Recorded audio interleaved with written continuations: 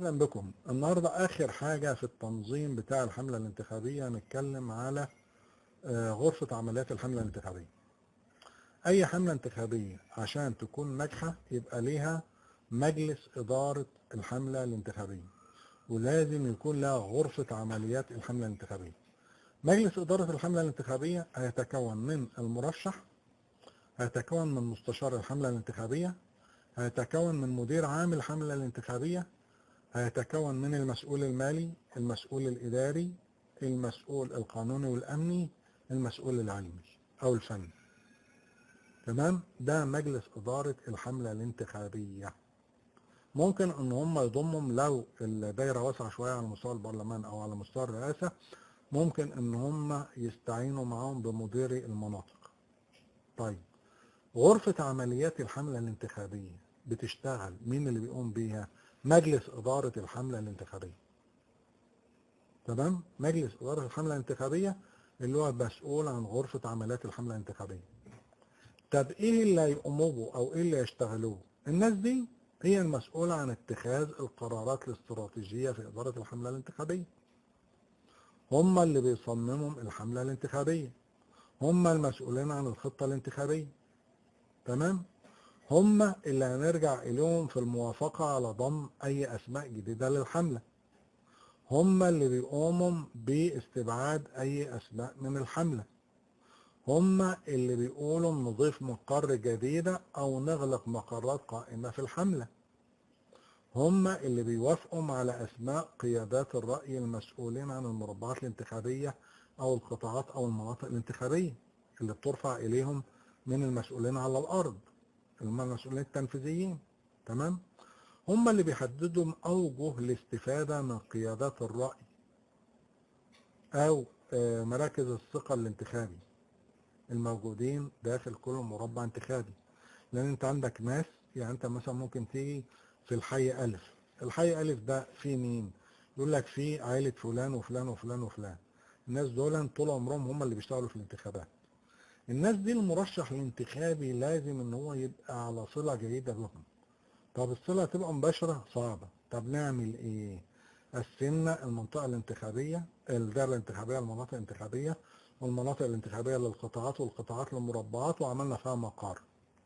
عن طريق بقى التسلسلات دي كلها من البشر اللي هم بينفذوا على الأرض، لازم ان انت تكون على صلة جيدة بقيادات الرأي او مراكز الثقة الانتخابية. تمام؟ وترفع على المرشح، عشان المرشح ممكن تيجي تقول له تعالى اقعد مع فلان الفلاني، نقوم نحدد له ميعاد مع فلان الفلاني او مع عائلة فلان، وهي يتكلم معاها ويقول لها انا مين وعايز اعمل ايه واسوي ايه و عشان الناس دي تأثر مش على حدها بس كأصوات، ولكن في الأصوات التانية المؤثرة ان هم يدوا من المرشح.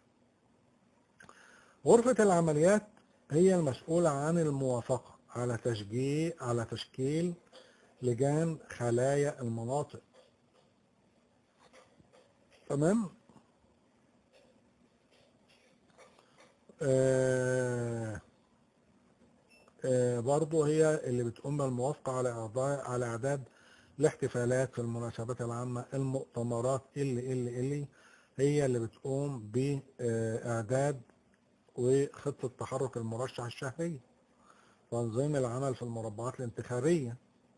المربعات الانتخابية بالذات المربعات اللي بيتمتع فيها الخصم بميزة نسبية، غرفة العمليات هي اللي بتقول هنعمل فيهم ايه. أيضا غرفة العمليات هي اللي بتبحث في أسباب المشكلات والعوائق اللي هي بتقابل إدارة الحملة، وهي اللي بتبحث الموضوع ده توصل للحلول المناسبة بتزيل هذه الأسباب.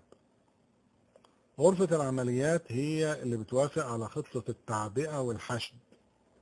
ما أنت بتشتغل في الحملة تعبئة وحشد، يعني أنت ممكن تيجي تقول مثلا إحنا هنعمل موكب انتخابي من 30 سيارة أو 40 سيارة أو 100 سيارة عشان المرشح بتاعنا عن البرلمان هيجوب بيهم منطقة كذا من الدايرة. تمام؟ يبقى أنت كده بتعبي، يبقى أنت بتحشد. ليه؟ عندك 50 سيارة، يبقى خمس عربيات، كل عربية هنحشد فيها 10 تنفار متكبسين، واخد بالك، مع عربية المرشح، وهينزلوا. طب 50 عربية في 10 ب 500 بني آدم، هتعبي ال 500 بني ادم ازاي وتحشدهم ازاي؟ واخد بالك؟ فانت اللي بتقترح وسائل جديده للتعبئه، وسائل جديده للحشد، فاهم؟ كل ده هتجيب ال 500 منين؟ هتجيب دول منين؟ تحشدهم ازاي؟ واخد بالك؟ هتعمل مؤتمر انتخابي، المؤتمر الانتخابي يبقى فاضي؟ يعني الراجل يقعد على المسرح فوق او على المنصه الستيج وقاعد بيكلم نفسه زي مثلا الليمبي يعني ما ينفعش. فانت لازم ان انت تحطه قدامه. انت بتحشد ايه؟ تحشد ناس من المؤيدين، الناخبين المؤيدين. طيب السرادق ده معمول فيه كام؟ 2000 كرسي. يبقى انت عايز تحشد فيه 3000 كرسي او 4000 كرسي. ليه؟ الزخم ده من اللي قاعدين واللي واقفين بيوضح للناس البسيطة مدى شعبية المرشح. غرفة العمليات اللي بتعمل الكلام ده هي اللي بتقوم بمناقشة التقارير الدورية لنائب مستشار الحملة عن أساليب ونتائج التخطيط العلمي في كل منطقة. برضه ده شغل غرفة العمليات. يبقى إذا غرفة العمليات مهمة جدا في عملية وضع الهدف والخطة ومتابعة تنظيم الحملة الانتخابية على الأرض والتنفيذ على الأرض وحل المشاكل على الأرض عشان تقدر توصل لإيه؟ عشان تقدر توصل للهدف الانتخابي. الهدف الانتخابي اللي هو إيه؟ إن إحنا نكسب الكرسي. الكرسي إذا كان كرسي رئاسة جمهورية، إذا كان كرسي برلمان، إذا كان كرسي مجلس محلي، إذا كان كرسي مجلس بلدي أو قروي، إذا كان كرسي عمودية، إذا كان كرسي عضو مجلس إدارة في نادي أو مركز شباب. كل ده الهدف الأساسي. حطينا له الخطة المناسبة، غرفة العمليات اللي هتحط الخطة المناسبة عشان نوصل للكلام ده. حطينا الخطة وحددنا الهدف، يبقى عايزين نعمل عملية التنظيم.